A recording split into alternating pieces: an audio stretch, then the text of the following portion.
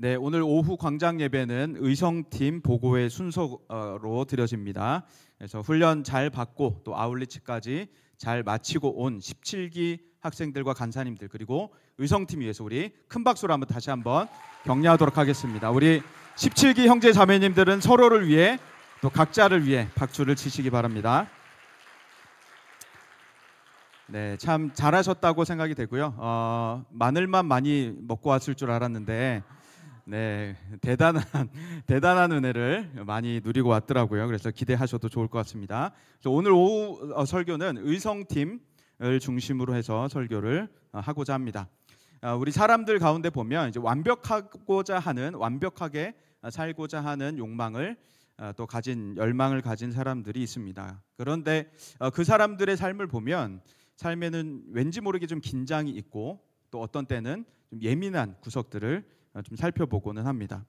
그래서 그런 이들에게는 좀 느슨하게 살아갈 수 있도록 긴장을 완화하는 것, 또 예민한 걸 좀 둔감하게 하는 것들을 당부를 하곤 합니다.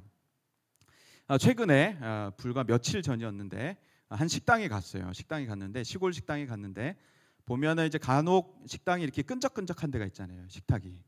그래서 이렇게 같이 식사하는 분들이 식탁에 손을 대고 끈적끈적해가지고 왜 이렇게 식탁이 끈적끈적하냐 막 그러고 있었어요. 보통 어떤 반응을 보이세요? 여러분들 같으면 티슈로 닦는다. 또 어떤 분들은 사장님을 부르겠죠. 사장님 여기 이렇게 끈적끈적해도 됩니까? 하면서 화를 내기는 분들도 있을 거고 저 같은 경우도 물티슈를 달라고 해서 저는 좀 닦는 편입니다. 그런데 한 분이 이제 끈적끈적하다라는 일반적인 반응을 보이고 계셨고 식탁이 왜 이렇게 끈적끈적해 하고 계셨는데 그 맞은편에 앉은 분이 뭐라고 대답을 했냐면 이렇게 말씀을 하셨어요. 손대지 마. 그러니까 그분의 생각 속에서는 끈적끈적하면 손대지 마. 손을 안 대면 끈적끈적한 걸 못 느낄 거야 라는 말이었어요. 저는 손대지 마라는 말을 듣고서 정말 예상치도 못했던 대답이었고 이렇게까지 부드럽게 반응할 수 있을까라는 그런 생각이 정말 빵 터져서 한동안 계속 웃고 앉아 있었습니다. 나긋하게 건넨 따뜻한 조언 한마디 그 앞에 제가 와르르 무너져 버리고 제 마음속에 있었던 긴장들도 조금 완화되는 기분이었습니다. 우리에게는 이런 태도가 조금 필요하지 않을까 싶기도 한 것 같습니다. 그래서 어디 가서 끈적끈적하다 하면 손을 대지 않고 기다려보는 보통 우리가 이제 그런 지혜는 가지고 있잖아요. 반찬이 짜면 적게 먹고 싱거우면 많이 먹고 이런 지혜와 같이 우리가 조금 삶의 지혜들이 필요할 것 같습니다. 그렇다면 베드로는 어떤 모습이었을까? 베드로를 보면 베드로는 우리에게 잘 알려진 대로 수제자로 살아왔었죠. 예수님 곁에서 책임감을 갖고 예수님을 따라갔습니다. 그래서 베드로는 호언장담하기를 모두가 다 예수님을 떠나더라도 저는 주님 곁을 지키겠습니다. 떠나지 않겠습니다. 라고 했었죠. 베드로는 이 고백을, 이 다짐을 자신이 잘 해낼 수 있을 거라고 여겼습니다. 사람들이 예수님을 체포하러 왔을 때도 검을 꺼내서 말고의 귀를 쳤었죠. 그런데 막상 예수님께서 아무런 저항하지 않고 체포되시고 순응하시는 모습을 보자 도망치기 시작합니다. 베드로가 보였던 반응은 부인하고 저주하고 맹세하면서 예수님에게서 도망치게 되었었죠. 우리가 너무도 잘 아는 장면입니다. 베드로는 수제자로 살고 있었고 예수님을 따라다니면서 예수님의 다양한 기적을 보고 주님 곁을 지켰습니다. 아주 잘 해낼 수 있을 거라고 스스로를 여기고 있었죠. 그렇다면 우리는 어떨까요? 우리의 모습을 보면 이 가운데도 많은 분들이 성장반도 하셨고 제자반도 하셨고 사역반도 하셨고 DTS도 하셨고 뿐만 아니라 성경나무, 성경의 숲, 기독교 ABC, 기독교 교리, 장로교사 등등 여러 가지의 훈련 프로그램들에 우리가 참여를 하고 있다는 것입니다. 또 이번 17기 안에서도 보면 세미 리더스쿨 출신, CDTS 출신이 JDTS까지 받는 것들을 보곤 했습니다. 이런 훈련이 우리를 완전하게 할 수 있을까? 이런 훈련을 다 받으면 우리가 잘 살 수 있을까? 하나님의 뜻대로만 완전하게 살 수 있을까라는 생각을 해보게 됩니다. 그러나 훈련의 과정들을 거쳤다고 하더라도 우리 모두가 다 완벽하게 살아갈 수 있는 것은 아닌 것이죠. 훈련 무용론을 이야기하는 것은 아닙니다. 그러나 훈련을 다 거쳤다고 우리가 완전하게 잘 살아가는 것은 아니죠. 아까 우리 박진우 목사님이 16기라고 말씀을 하셨는데 저는 25기입니다. 무슨 소리야? 왜 25기가 갑자기 나와? 저는 20살 때 대학생 DTS를 받았거든요.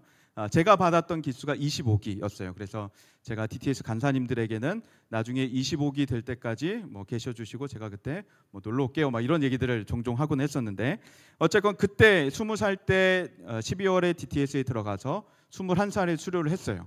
저는 DTS를 하고 나면 조금 달라질 줄 알았습니다. 제 자신이. 그런데 별반 다를 게 없더라고요. 그 전에 했던 것 똑같더라고요. 그리고 나중에 신학교에 가고 목사 안수를 받으면서도 목사가 되고 나면 좀 달라질 줄 알았어요. 전도사, 강도사, 목사가 되면 뭔가 뿅 하고 다른 사람이 될 거라고 생각했는데 그렇지 않더라고요. 그 전의 모습, 이전 모습, 지금 모습 다 똑같이 살아가고 있더라고요. 드라마틱하게 달라지길 바랬는데 그렇지 않은 제 자신의 모습을 보면서 제가 갖고 있던 기대감에 대해서 실망감도 커지기 시작했습니다. 그러다가 어느 날에는 내가 그렇지 뭐라는 생각을 베드로처럼 하기도 하고요. 베드로가 보였던 물고기 잡으러 간다라고 하는 그런 마음가짐들이 제게도 조금씩 가끔씩 들기도 했다는 것입니다. 우리에게는 어떨까요? 사람들마다는 자신의 인생에 역시 기대감을 가지고 살아갑니다. 그런데 기대한 것과 다를 때 우리는 실패감에 휩싸이게 되죠. 실패라는 단어의 뜻을 보면 일을 잘못하여 뜻한 대로 되지 않거나 그르침이라는 뜻을 가지고 있습니다. 이런 실패감들을 근데 우리가 곰곰이 생각해 보자면 이런 실패감의 원인은 우리를 공산품으로 이해하기 때문이 아닐까라고 생각이 들었어요.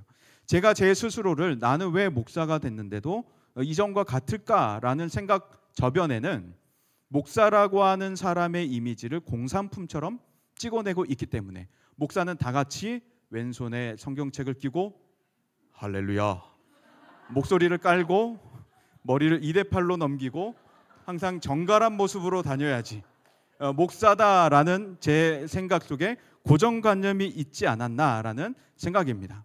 그러니까 목사도 공산품으로 이해하고 있었던 것이 저의 오해 중에 하나인 것이죠. 그런데 하나님은 그렇게 우리를 공산품으로 찍어내는 것이 아니라는 것입니다. 제자훈련을 거치고 DTS를 거쳐도 주님은 우리를 공산품으로 찍어내는 것이 아니라 각 사람의 은사, 각 사람의 부르심대로 우리를 쓰시고 계시다는 것이죠. 그것이 바로 12명의 제자들에게도 마찬가지였던 것입니다. 우리는 그것을 DTS 과정을 통해서 또 우리 교회 프로그램 가운데서 디퍼런스를 통해서 우리는 체험하기도 합니다. 그래서 이와 같이 우리는 각양의 은사, 각양의 부르심으로 살아가는 것이고, 목사 역시도 마찬가지며 12제자와 베드로에게서도 그것이 나타나고 있는 것이죠. 그래서 예수님께서는 베드로에게 찾아오셔서 베드로를 회복하십니다. 우리에게 너무도 잘 알려져 있는 요한복음 21장의 이야기인 거죠. 실패해서 물고기 잡으러 간 베드로를 찾아오셨고 주님은 그를 회복해서 다시 사명의 길을 걷게 하십니다. 베드로의 실패가 만든 예수님의 명작 스토리가 바로 요한복음 21장에 감동적으로 실려져 있는 것이죠. 그런데 이와 같은 일은 성경 속에서만이 아니라 우리 시대 현대 근대 속에서도 일어나고 있다는 것입니다. 제가 23년도에 한번 설교하면서 이 두 가지 이야기를 드렸었는데요. 다시 한번 우리 의성팀 앞에서 말씀을 드리겠습니다. 루이 14세가 통치하던 시절 프랑스에서는 베네딕파 수도원이 활동하고 있을 때였어요. 그 당시에 수도사 피에르 페리뇽, 외국인이라 이름이 좀 어렵습니다.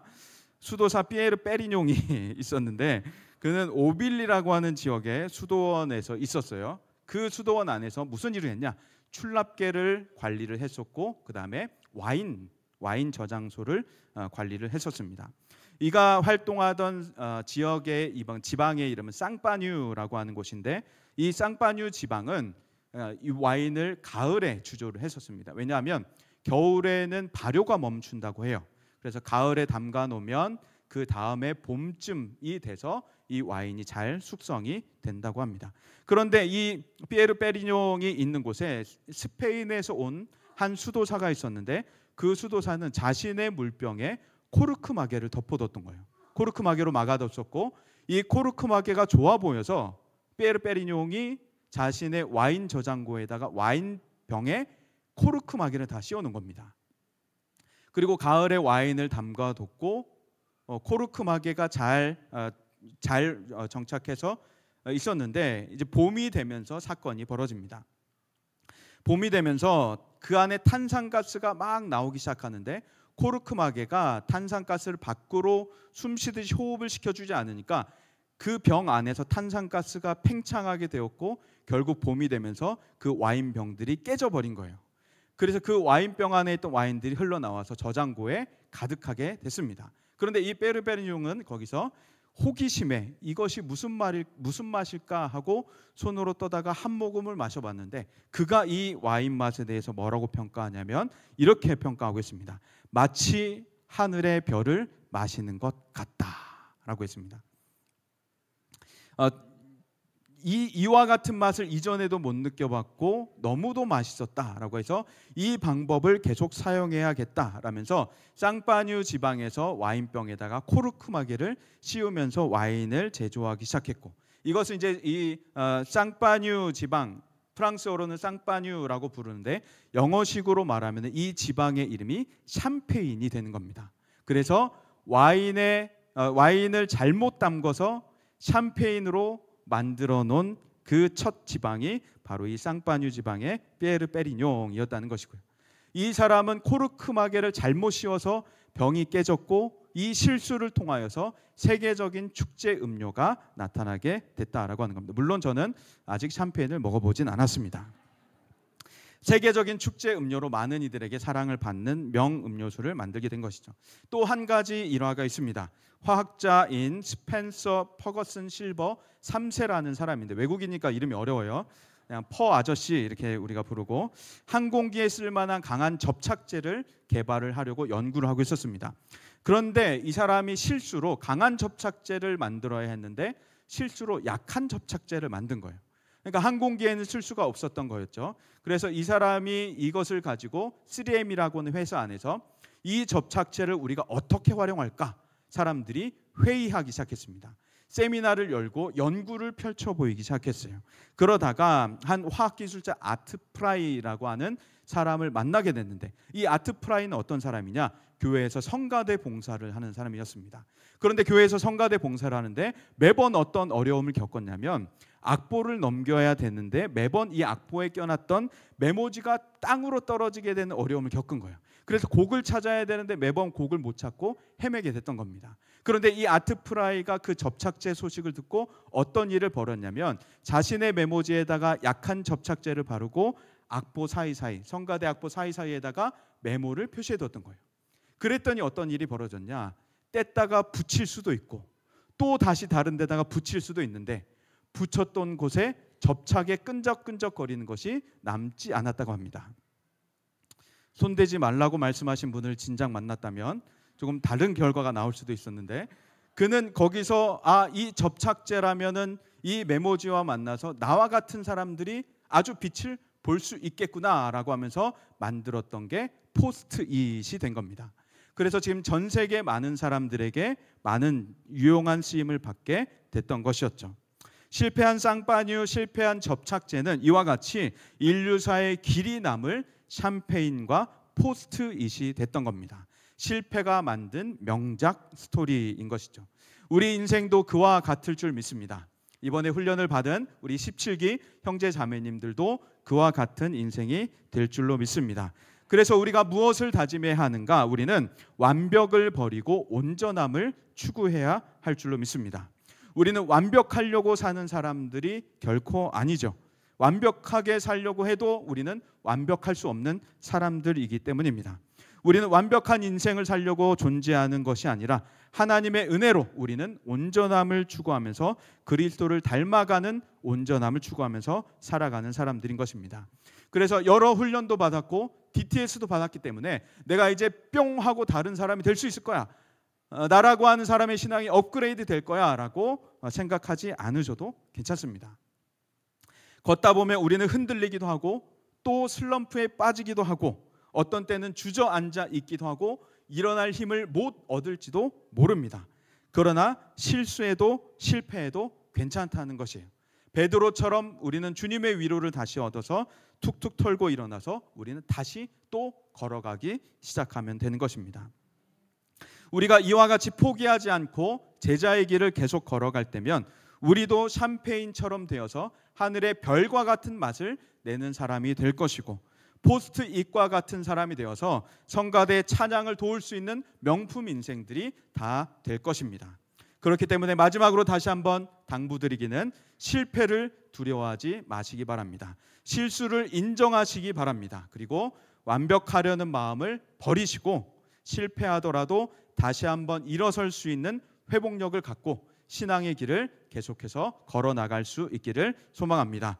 그것이 온전함을 향한 우리들의 발걸음인 줄 믿습니다.